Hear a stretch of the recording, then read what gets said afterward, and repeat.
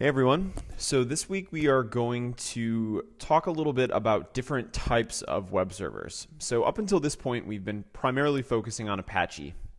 We're going to talk a little bit more about Apache today, but we're also going to introduce some other web servers that you may not have heard about, including Nginx and Webrik and Node.js and some other interesting things that are technically web servers, but are used in a variety of different ways, from serving static content to software development to all sorts of things. We'll get into that a little bit later. So we are going to cover, like I said, Apache, Nginx, Node.js, which some of you may have heard about, Webrik, which is a Ruby-based web server, and also Arduino, which is a hardware-based web server. Well, and actually, Arduino in and of itself is not a web server. It's an open source hardware interface that you could turn into a web server, kind of like for embedded systems. And we'll talk a little bit about that later as well. So we're all familiar with the Apache configuration file. We've been using this the last few weeks, both to set up our virtual hosts and also to change general settings in Apache. And this should seem very familiar to you guys. This is just a general virtual host configuration for Apache. And this is a little redundant. We've looked at this before, but I kind of want you to keep this in the back of your head as we go through some of the other web server configurations that we're going to look at today. And just so you kind of have an idea of comparison and a point of comparison for going forward. So this is the Apache configuration, just a standard virtual host with a server name, a document root, and our standard set of directory permissions for allowing Apache to access the file system. So I want to introduce Nginx to you. And Nginx is an interesting web server from Russia. Actually, it was written in Russia, and it's an HTTP server just like Apache. But the main difference is that Nginx is an event-driven web server and not a thread or process-driven web server like Apache. And I'll explain event-driven web servers in a little bit. I'll get into a little more detail. But basically, Nginx consumes far less memory per request than a process-based web server like Apache, meaning you can serve a lot more requests per second with Nginx with much less resources than you can with Apache. Nginx can also be compiled with similar modules to Apache, like SSL and upload progress and all sorts of different things. But the main downside to that is, like I said, it has to be compiled with Nginx when you build it. We talked a little bit about compiling at the beginning of the semester and what that means, but basically you have to build the web server when you install it, and whatever you set up when you do that install, those are the modules that you're going to get the entire time. So Nginx can be a little inflexible when it comes to that feature of Apache, which you can add and subtract modules kind of at your will. But because it's all compiled down to source when you build the application, you get much better performance. So Nginx use cases, just a plain old web server. Nginx is amazing at serving static content. So what I mean by that is, if you just have a load of HTML files, or if you just have a load of CSS or images, Nginx can serve those blazingly fast, incredibly fast. So you'll see it typically used as a front-end web server for serving static content. Now, the main difference between static content and dynamic content is if you have a PHP script or a Ruby script that you have to go back and process on the server before you serve a request to a client, you're going to encounter some slowdowns with Nginx in that use case. So a lot of times, developers and system administrators will use Nginx as the front end to serve all the final static assets, and then they will what we call proxy the dynamic resources back to another server, which sometimes is Apache. In fact, most of the time it's Apache. It's also great for an IMAP POP3 proxy server for mail, but in general, its best use case is a plain old web server. And this is generally what a Nginx configuration looks like. Has very similar types of information that you would find in your Apache web server, just it's structured a little bit different. I would kind of compare this to how the JSON file format looks, whereas Apache looks a lot like the XML file format. So if you're familiar with those two types of documents, you'll kind of understand what I mean by what this looks like. So Nginx configurations kind of look more like a block of code than they do an actual configuration file.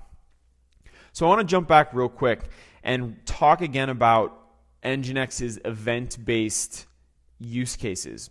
So what I mean by event-based is where Apache will serve a request with a single process on your server. So if you were to watch your server while Apache was serving requests to users, you would see Apache create new processes for each request that comes in. Now it does this very quickly, so you may see 3, 4, 5, 6 processes going at any one time. They're actually cycling through many, many, many requests. Nginx uses an event-based system where only a single process is started, and that single process handles all the requests that come through. So it's not constantly spinning up new processes to handle requests. And Nginx can do this because it uses a non-blocking architecture, which means when a request comes into Nginx, it can handle that request, pass it off to whatever processing needs to be done, handle another request, and as soon as the processing is done on the initial request, it then grabs that and serves it back up to the client. So think of Nginx as kind of running in this continuous loop, always looking for new process, always looking for new requests, always seeing if requests are ready to be served, and it's constantly going in that loop. The main difference between that and how Apache works is that Apache blocks the entire process for a single request. So Apache blocks the process, it goes to the database, it gets whatever it needs to do, it serves the static file, and then it sends the request out all in the single process. And it can only do that one at a time. So it's got to completely take care of the initial process before it can take a new request. And that's the main difference. And that's why Nginx is so good at serving static content, because it does not block and it does not have to deal with a multi-threaded process like Apache. But like I said, Apache is much better at serving dynamic content. It's easier to get Apache to load modules and to serve backend static content.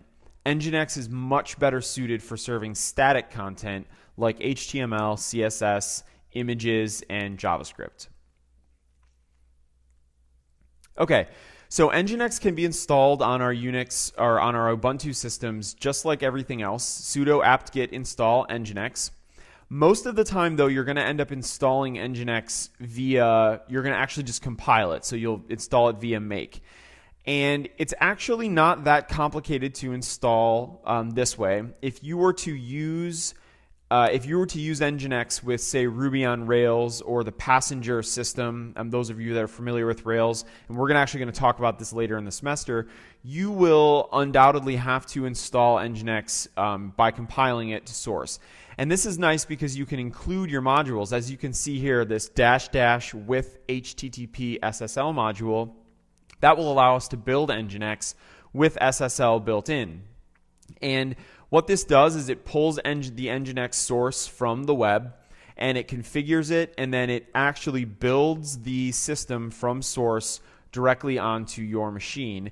And it allows the maximum amount of configuration and customization with this particular type of install. Okay. The next web server I want to talk about, and it's not really a web server, it's kind of a framework, is Node.js. And Node.js is a platform for building network programs, web servers, in server-side JavaScript. And most of you guys are probably familiar with JavaScript as a client-side piece of programming language. You typically run in the browser, typically with things like jQuery or any of the front-end Mu, any of the front-end frameworks. That was Mu JavaScript framework. That wasn't just a random Mu. So that's typically where you see JavaScript, is in the browser on the front end. But JavaScript can also be run as a server-side programming language, more closely related to PHP and Ruby, using Google's V8 JavaScript engine. And the other cool thing about Node is the architecture is just like Nginx. It's event-driven, it runs off a non-blocking event loop, and it allows for some really cool and creative programming from the back-end side, but also really interesting front-end applications can be written with kind of these Node back-ends. And we're going to get into, I'll show you a little bit more about this coming up, but it's a really fantastic programming language / platform that's really caught on over the last few years. And if you haven't really looked into Node.js at all, I highly recommend you look into it. It's very interesting, and it's a very cool platform to work on, and we'll be looking at it in a little more detail in a bit. So some interesting use cases for Node.js: web servers, obviously, real-time web applications. So say you wanted to create like Hummingbird Stats here is one of the examples, kind of a real-time analytics site that showed instantly as users were popping onto your page. Node.js would be a great use case for that, because Node could just run in a loop, and as new requests came in, it can fire them off to the front end. And you'll see an example of that in the Hummingbird Stats in 64sq.com. It's also a really interesting game engine. You can build games on top of it. JavaScript is an interesting language for doing game development. It's a little out of the scope of this class, but it's worth checking out if you're interested. So this is a typical, I want to say this is a Node.js configuration. I only say that as a comparison to the other things we've been looking at. Really what this is a Node program and an entire web server written in Node. So basically with these, let's see, 1, 2, 3, 4, 5, 6 lines of code, we've written an entire Node.js web server. And this web server will actually serve static content to a browser. Now, static content that we've kind of inserted in here, this hello world right here. But a web server nonetheless in the very, very basic sense. And this also kind of strips down the parts of a web server so you can kind of see at a basic level how it functions. So this is a very simple Node web server.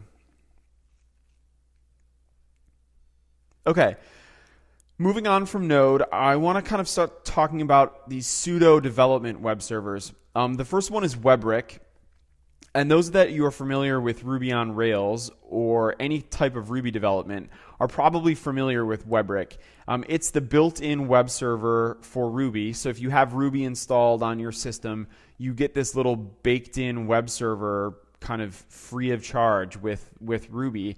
And it's a really nice web server for doing local development. If you're new to Ruby on Rails, and you typically start out by running Webrick locally on your machine, and that's your development web server. So instead of uploading your files to a website or trying to put them and configure a server, you can just type a few commands into the terminal. Webrick will launch your Ruby on Rails application, and you can view it right in your browser. So it allows us to have kind of an integrated development environment for developing applications on our own machines without having to worry about setting up a complete stack for web applications. The problem is it's not very good for production applications. It's very, very slow, so you never want to use it in production. But for quick development and local development, it works amazingly well. There are also newer versions, or not versions of Webrick, but other types of Ruby-based web servers like Thin and Unicorn and Mongrel that do very similar things to Webrick, but are optimized in some cases a little bit more for production and also just work a little bit better for local development. And you can check those out in the show notes below. So like I said, Webrick use cases, a development web server, and HTTP-based servers and applications. Really, it's best for testing and developing Ruby on Rails applications. That's primarily what I use it for, and most people that still use it are using it solely in development environments. And this is a screenshot of what WEBrick looks like. And you can see here I'm running a basic Jekyll site, which is a static site generator. And you can see the WEBrick 131, and it will actually serve the files right there. Now, one of the cool things about WEBrick is while you're developing and serving files, you'll actually see a live log stream on the terminal window, and that's really great for troubleshooting and figuring out if there's an issue with your application. You can just look right at it and see what's happening on the web server. So it's great for catching errors and bad programming and bugs and all sorts of good stuff. So it's really great for development. I'll say that again. WEBrick is a fantastic web server for development. Okay, last but not least, I want to talk about Arduino. Now, some of you may not be familiar kind of with the embedded hardware movement or just the general open source hardware movement. And Arduino is kind of the father of open source hardware. And what this is kind of an open source microcontroller with a bunch of pins and a USB port, and you have the ability to kind of clip on other boards to this to build out additional functionality. And then you write scripts with this in a language very similar to Java or C++, and it allows you to create little programs that run on the Arduino. So typically we write programs that run on web servers or programs that run on Mac or Windows PCs. With Arduino, you write programs that run on the microcontroller itself. And one of the cool things about this is because they're so small, we can actually write small web servers that we can embed into things. So say we wanted to put a web server in our refrigerator so that our refrigerator could send us an email when the ice bin was getting low, or if the water filter needed to be changed, or if you need to buy more soda or something like that. We could program it that way. We could use Arduino to program to put a Wi-Fi router or some type of wireless transmission device in a UAV drone or in a remote control airplane that will transmit via the web information down to a centralized controller, so we can see where the plane is located using GPS, or what the air temperature is up in the atmosphere, things like that. So the possibilities are endless. Anything that you could possibly think that could fit a small microcontroller, we can program Arduino to work with that. There are also newer types of these embedded hardware systems. One very popular project now is called Raspberry Pi, and that is an even more powerful microcontroller that is completely capable of running an entire Linux stack on it. So we could actually run small Linux programs on it, and in that case, you'd be developing in a more familiar environment in tools we've used before, and not just in the Arduino environment. Both are very powerful and both have their strengths and weaknesses. But if you're not familiar with the Arduino or any of the open source hardware movements, you should definitely check it out. They're loads and loads of fun, and the things people are doing with them are really quite interesting. So I suggest you check it out. Okay, other web servers. I briefly mentioned some of these guys earlier in the slides. We have Mongrel, which is another Ruby HTTP library. This is typically used in conjunction with another web server. So a lot of times a Ruby on Rails stack might consist of Mongrel to handle the Ruby part, and then Nginx to then serve the static files out to the interwebs. So for example, a request might come in for a Ruby on Rails application into Nginx. Nginx passes it off to a Mongrel, which processes it, and then Mongrel sends it back up to Nginx and then back out to the client to complete the request. Another one is Rack, also a Ruby HTTP middleware. And it manipulates data moving between your Ruby app and your HTTP server. So you can kind of insert functionality in between the main static web server and the Ruby app and do some interesting things with Rack. Rack is also kind of intertwined with the Ruby on Rails framework, and it handles a lot of functionality for Rails as well.